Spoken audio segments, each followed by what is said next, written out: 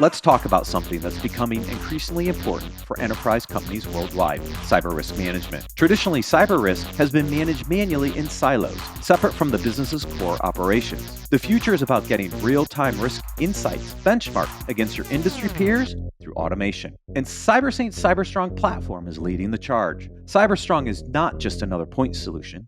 It's a revolutionary platform. It's a quantified top-down risk approach where your unique cyber risks inform C-suite decision-making to identify your top 5 cyber risks and the controls to mitigate them.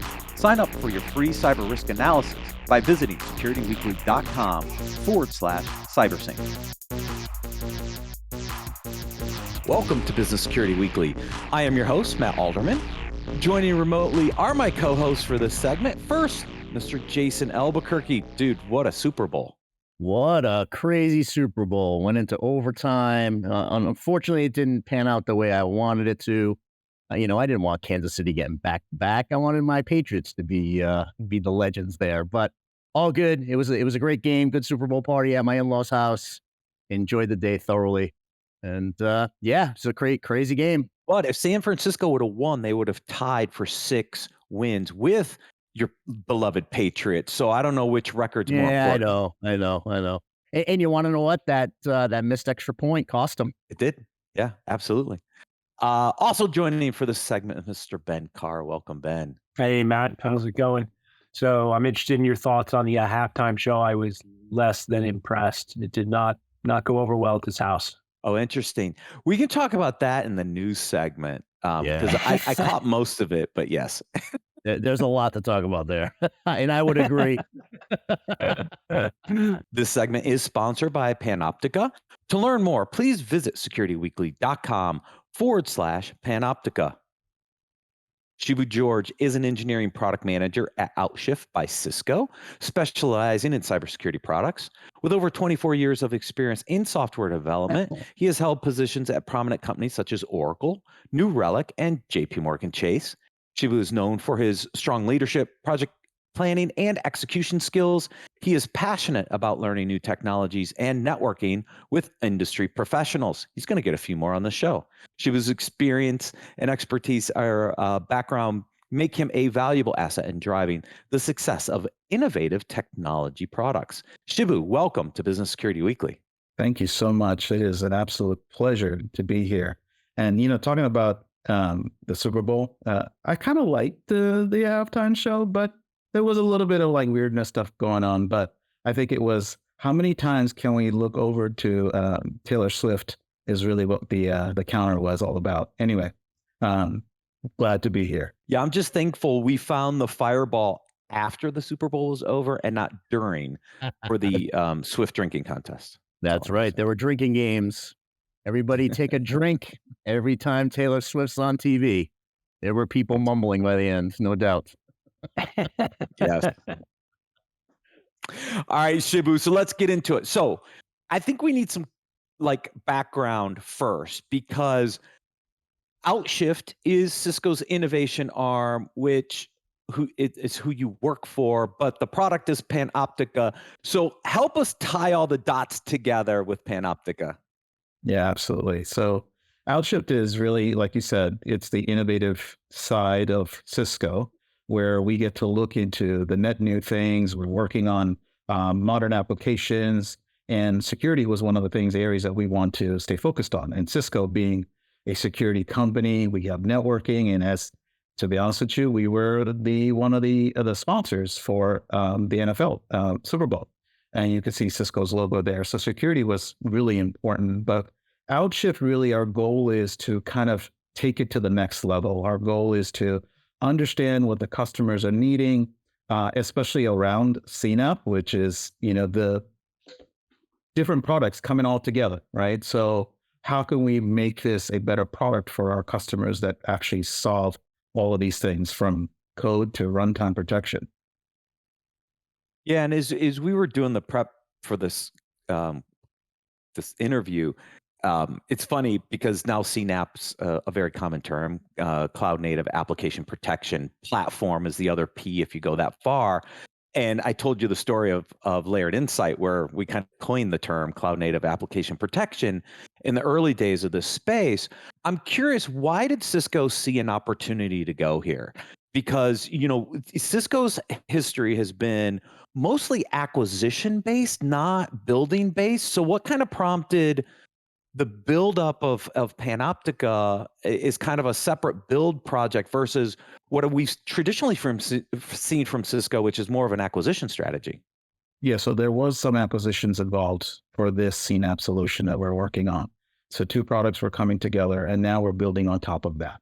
So there was an acquisition portion of it, and that portion basically put together different sides to it: the CSPM, CWPP, all of the components that kind of come together that kind of are the building blocks of CNAP. We're now kind of combining and becoming one product, which is Panoptica. Got it. So when we think about kind of this transition, you have a lot of experience in the application performance side of the business, right? At New Relic, and there were some other acquisitions in the space.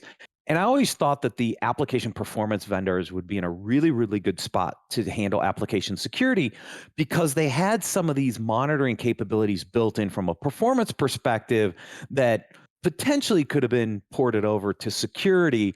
The early days of the space, we really didn't see them move. Are we starting to see this kind of merging of application performance and application security, or is it still kind of too early? No, we're definitely seeing that for sure.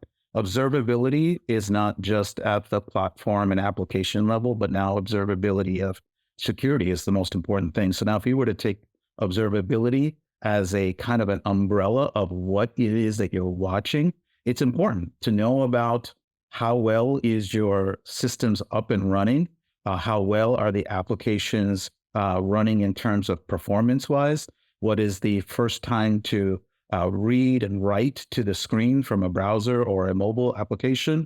And then from a security standpoint, that's another piece to it, right? So are all of the pieces working together and gelling together? There is a massive move to kind of bring it all under one big massive umbrella. I think we're kind of far out in regards to it all gelling well, but there are those are in the marketplace that are actually trying to get this going.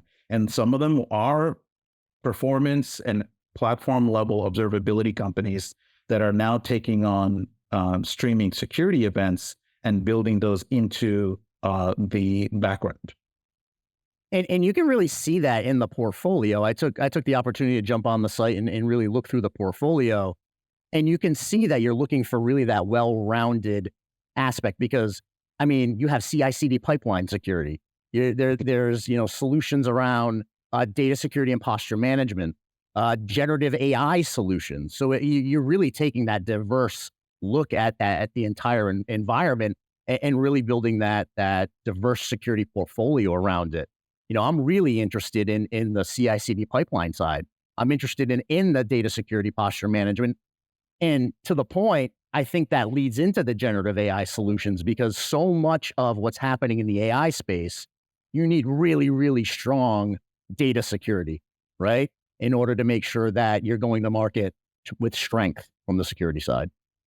Absolutely. I mean, that's your golden egg, right? Is your data, and trying to find out how to protect that and prevent people from trying to sneaking in, encrypting it. And so we're building into the product in itself, like what's actually happening to my data? What is happening as people are connecting to certain things? We're looking for these anomalies or like, well, how did this actor get into my system? What are they actually doing? And looking at it from a real-time perspective to see if like, hey, is this supposed to be happening at this time?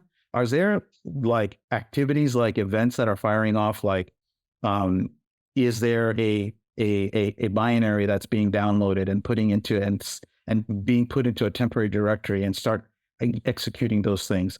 But if you're not aware of those things in place that are on the runtime side and the code side, you could be stuck in a position where you might be you'll have lost that data, or you're going to be paying a lot of money like other companies have, especially with ransomware and things of that nature.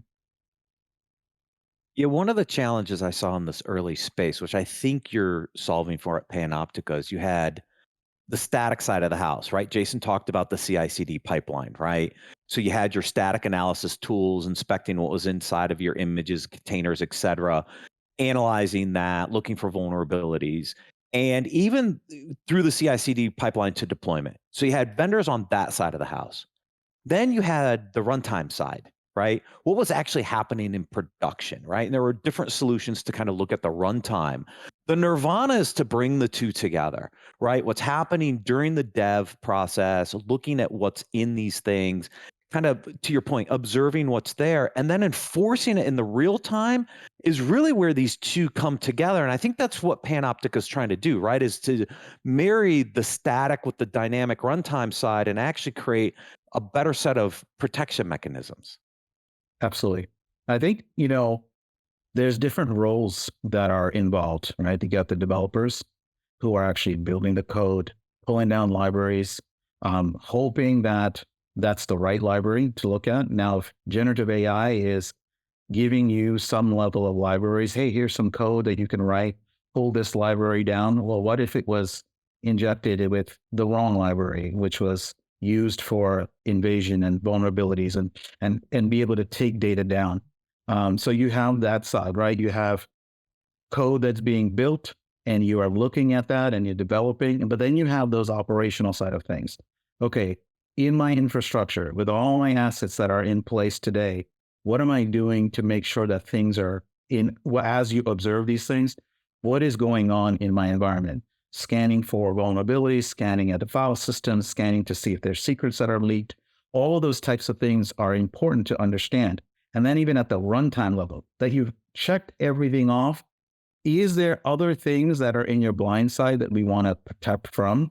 Like, hey, now you worked your way. There's a real user in there that somehow got their login information. They're inside of a pod, inside your Kubernetes environment, and they're downloading some level of some kind of file system, some crypto mining tool or something like that. And you're all of a sudden, you see your spike in your billing go up through the roof. You didn't realize that was happening. So we want, at Panoptica, we want to have everything from soup to nuts, right? Code to actual runtime, covering all of those pieces in between, and to be able to provide that visibility for the CISOs, the SecOps, the DevSecOps, and the developers, and help them prioritize which areas that they should be looking at, and each team working together with a holistic approach in regards to looking at your security in your application. Yeah, and I would even say you're taking it to maybe some of those external sources, right? Like third party risk with API security. So many organizations today are making connections to external data sources or applications, and you're really taking it that full scope and looking at those external APIs and internal APIs and all of those ancillary connections you could be having that you may not have visibility into, right? Or you may not have the capability to assess the risk. So I love the fact that you guys are taking it to that level as well, where you're looking at API security on top. Yeah. One of the things that we are doing in Panoptica is leveraging Cisco's products, integrating them to things that are network detection response, EDR. We have a new product that's out there called XDR, integrating those pieces together. The goal is to build out a security capability that gives you a broader picture. Now, Panoptica is very much focused within the cloud space, but you could kind of apply this protection level, a security level at all levels. But being able to connect and know about a particular IP address that might be used for mining purposes, or that there's some bad actors out there that are coming from a certain IP address, or doesn't matter if it be a device or some sort. But we are able to understand that and bring that correlated in events and context within the Panoptica products so that they could actually give more insights and do the right thing in a shorter period of time. That is really the goal. Because I think you'll see that things of that nature of that is related to, let's say, ransomware or crypto mining. The fact that if you were to look at the reports, it's sometimes to actually see an attack happening, it's hundreds of days before that actually happens. The goal for us is to try to bring that down into more hours or minutes. And you can see that out of their competition, kind of even talking about that. How quickly can you detect it and how quickly can you respond to it is the most important thing right now, because letting that kind of sit around. And someone might come in, sit for months, just kind of doing reconnaissance work, and being able to do all of that, and then finally do the attack, basically encrypting your S3 buckets, looking at things that are available, going and acting on a database and accessing those types of things. We need to know the patterns that are there and capture those patterns so that we can detect quicker and respond quicker. So No, as that's you good. as you say that, go ahead. No, I was just gonna say it's good to hear because what it sounds like I just heard was the fact that the Panoptica solution suite is tightly integrated into Cisco Talos threat intelligence. Is that correct? Is that what I'm hearing? It's going to be. We are in the process of making sure that those types of integrations are in place. We're very much focused on the bigger pipeline, which is what Yep. CNAP brings, which is the code. You're looking at static information. We're looking at repositories, making sure that piece is there, and then looking at workloads, looking at your posture, looking at APIs, and then we're going to start looking at runtime that's coming out soon. And then integrating all those things. We have context, right? We know about the Yep. assets that are being used within your environment. So we can connect it to, okay, this application requires A, B, and C. In production, those particular assets are all connected to each other. Well, what was deployed there? What was deployed in this particular application server? Or where was this data sent over? What services are these running? But being able to connect all these pieces together and being able to connect it to external integrations like Talos, and know that there are certain levels of detection that we could add to, that's what we're going to be able to do in the future. Awesome. Very cool. So as you talk through this, I'm just wondering, one, do you see this as the entry point for actually making AI decision-based remediation efforts? Because as you said, this takes a long time, right? You could see attacks where the dwell time is, 6, 8 months, right? Before you actually see malicious activity. So that's really hard for an analyst to be able to pick up on and then do anything about, right, before they get to the actual event happening. So do you see that interaction there actually making judgments and changing things on an automated basis before you get to that point of actual compromise? And then the follow-on question I had as well to that is, it would seem from what you're saying, like if you're able to string these events together and make the logical connection that this is actually a negative event, an attack, an issue happening, could you also make the inference that even though it's not an event or an attack that's happening, that a number of potential issues could lead to an open vulnerability? And so, in essence, you can proactively make changes based upon the knowledge that something could be used in a malicious way. Do you see it heading that way? Well, I mean, that's a good question, right? I think after talking to a number of customers, when we ask the question of, do you want to have automated response and automated remediation in place, I think there's a couple of hesitation. There's hesitation on their part. They don't Sure. like to have anything automated that they cannot have control over, fully control over. So could it kind of flow into some level of integrations with Jira or ServiceNow or products that basically help track, like let's just say that's a Terraform update and we would provide some level of scripting capabilities. Well, maybe it's a, hey, by the way, here's the script, put it into this kind of workflow in regards to looking at the script and saying, okay, this is now going to be applied. And then it goes into another workload that basically says, okay, it's now in my process of executing these things and it's going to go through my normal CI/CD pipeline when it goes and gets executed. I think those are some of the things that the customers are asking and talking about, because they don't like this, hey, I'm going to block you completely. Some of them do. Some of them are fine with, I don't have to touch it.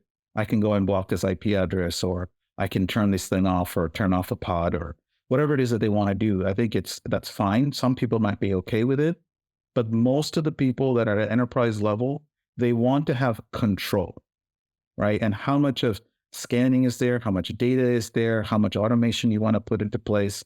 I think that's the first thing, right? Understanding that customers just don't want, hey, by the way, click of a button. Maybe they do, maybe they don't.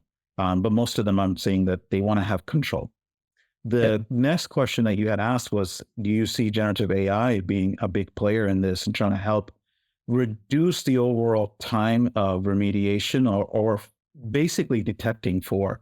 Absolutely. We have, capabilities, and, we had recently had a Cisco live event in Amsterdam. We had just released a new product called Motific, I believe that is what it's called. And really, it's about generative AI. It's about AI and how we could potentially use that piece. And we're trying to embed generative AI into Panoptica to help customers understand what's going on and be able to ask those questions. We'll start with that and really use it on the back end to look at threat hunting, right?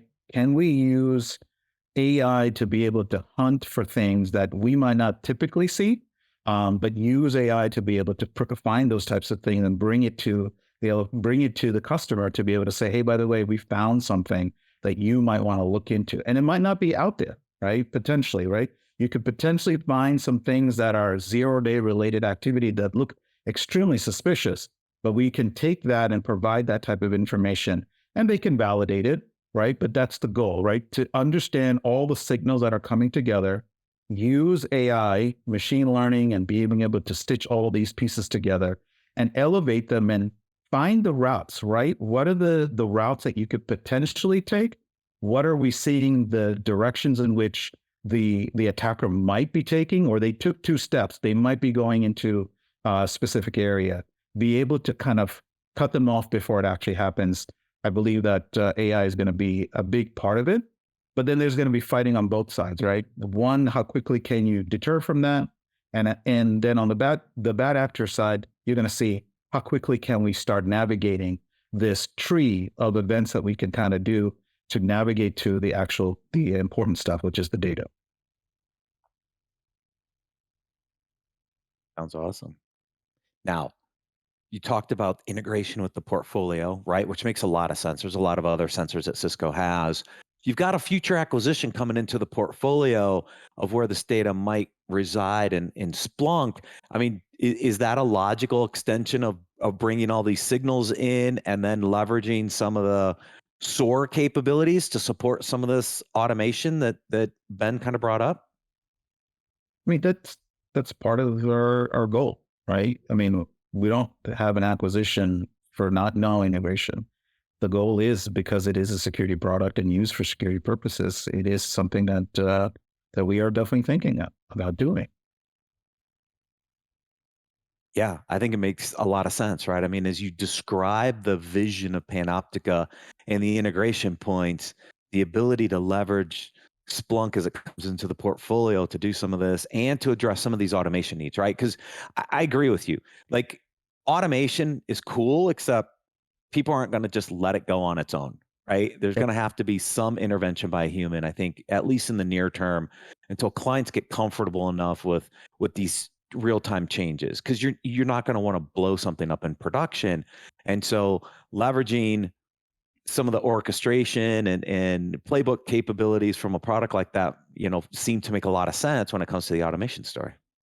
Well, it's about Absolutely. having the flexibility to make the decision of where you want automation to be, right? At the end of the day, there may be some instances where I have the risk appetite for that, and then in other instances I don't. So to be able to have tools that have the flexibility to align with my risk appetite of when I need orchestration or automation to kick in, and when I really want some level of human oversight or intervention in the middle.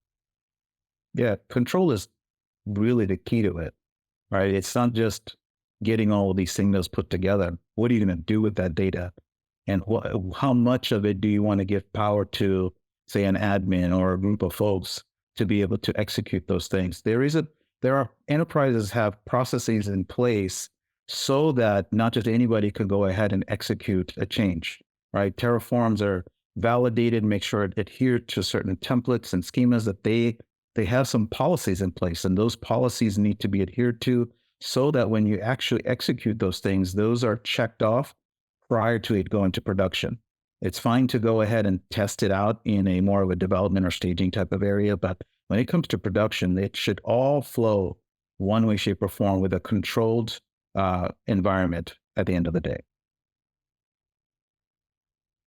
Yes. Shibu, what happens? What's the life cycle for Panoptica now? Does it?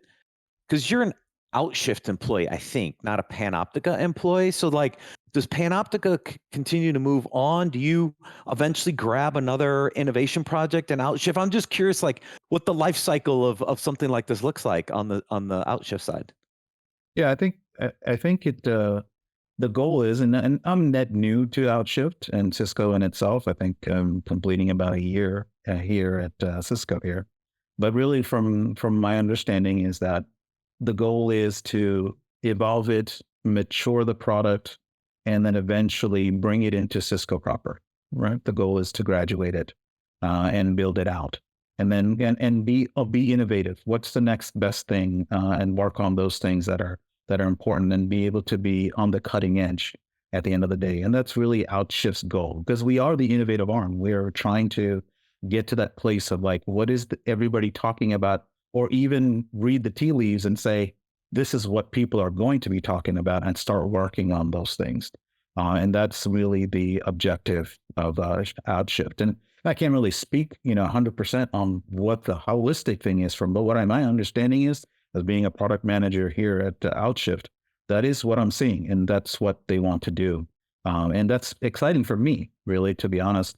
After you get to work on some pieces of the product, you want to know what's the next best thing. Because I'm one of those guys that enjoys the bleeding edge and likes to play around with the new stuff.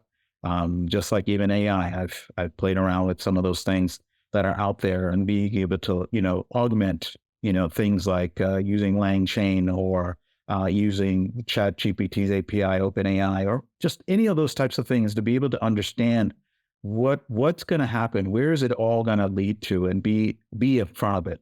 I believe that Outshift is really called to be on the bleeding edge and to be able to bring it to forefront, so that customers be able to say, hey, by the way, this is a great idea. I think we need to think of this, and for us to be able to say that we've done that. So I what got a are some couple. of the well, I was just gonna ask, what are some of the tea leaves, right? I mean, what are some of the things that you can talk about that are on that bleeding edge that you guys are is it quantum? Is it where are you guys headed as far as future? Yeah, I mean, those are some of the things that we're talking about. I mean, where generative AI is obviously a hot topic right now. I think protecting the customer at the end of the day, the end user who is using generative AI, protecting their customers' intellectual property is very important. And how you do that those are some of the things that's kind of on the forefront of people's minds. And we want to make sure that we have products that are there available, so that customers can do it and know that we are developing it for enterprise. And it is in full control, and it's Cisco style thinking. Yeah, I asked Yeah, but quantum because I know Cisco opened up a quantum lab recently, right? Didn't something just open from an innovation side on the quantum side with Cisco? There is stuff around that. I'm not involved in it. I don't know all the details, so I couldn't really talk to it. But there is conversation going on. yeah. I'm a big app user data guy, Shibu, right? You've got all this work on the application side. You've got Duo and some foundational elements on the user side, and you're starting to dabble into the data side. You figure out how to pull those three together. I'm just telling you, I think there's something there. Absolutely. I think, like I said before, I think it's when it all kind of blends together, you're going to see it. And keep in mind, these are for enterprise customers who have a lot of moving parts. They have a lot of siloed companies. They have a lot of siloed teams that are put together. Is there a product that helps them kind of bridge all of those things together under one umbrella, and be able to use it and know that my data is secure, right? From networks that are coming in, all the way to device information, all the way to applications that are running, and then are protecting that data. And the consumer and the company themselves is really an important thing. This is for me to look at it from someone who's been in the industry for 24, 25 years now, is that, we got developers who are grabbing code now today are using generative AI to start writing code. You don't know where that code is coming from. You don't know where that library has been, and are starting to write code. They're thinking, well, we'll change the code later. We'll look at it and we'll throw some secrets in there or some environment variables, check it into repositories, and then we'll say, we'll secure it later. But I think our goal is to make sure that you start with a zero trust standpoint. You don't trust the code or the library right away. You look at it, make sure it's protected in one way, shape, or form. It's managed properly well. It's got versioning behind it. There's more people using it, and really kind of make sure that there's tools that are available for you to continuously scan. And even when you're developing, right? If you're a developer looking at this information here, you want to look at it from a zero trust model. You start from the beginning saying, I can't trust that I'm going to push this data here or pull that data here, or I'm going to use a secret here or commit this code to a repository. You have to do that in the beginning. Security must be one of the first things you think about as you develop code. And then now you move it all the way from development side, staging side to production side. Now this product is running. You can't think about it again. Now you got to go change everything along the way. So I think that holistic approach of understanding where every data is flowing and how people access certain things, Panoptica really is trying to go from code to runtime when we say we want to protect your applications and your data.